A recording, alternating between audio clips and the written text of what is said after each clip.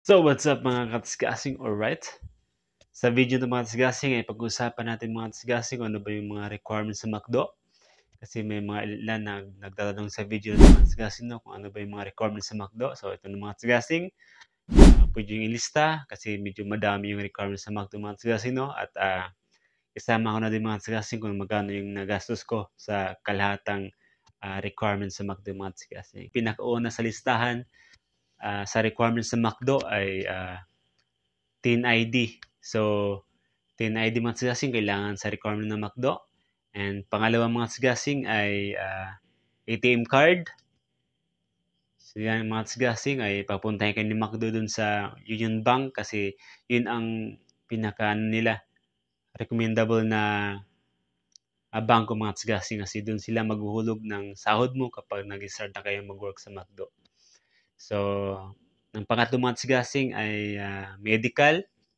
So, nandito na lahat yung mga katsgasing, ang drug test, sa pupo mo, sa tugo, sa ngipin, sa mata, sa x-ray, and pag-check mga katsgasing sa private part natin. So, kasama yung mga katsgasing. Walang ano dun mga katsgasing, walang kulang. So, dapat kumpleto lahat mga katsgasing. Pang-apat mga katsgasing ay SSS, PhilHealth, and Pag-ibig mga katsgasing.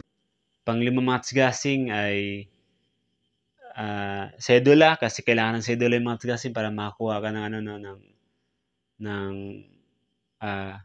food certificate mga katsgasing kasi may sa munisipyo mga katsgasing may ano ka doon exam about sa food. So pag nakapasa ka ng mga katsgasing, yon bibigyan ka nila ng parang ID mga katsgasing na certificate na nakapasa ka sa exam about sa food mga katsgasing.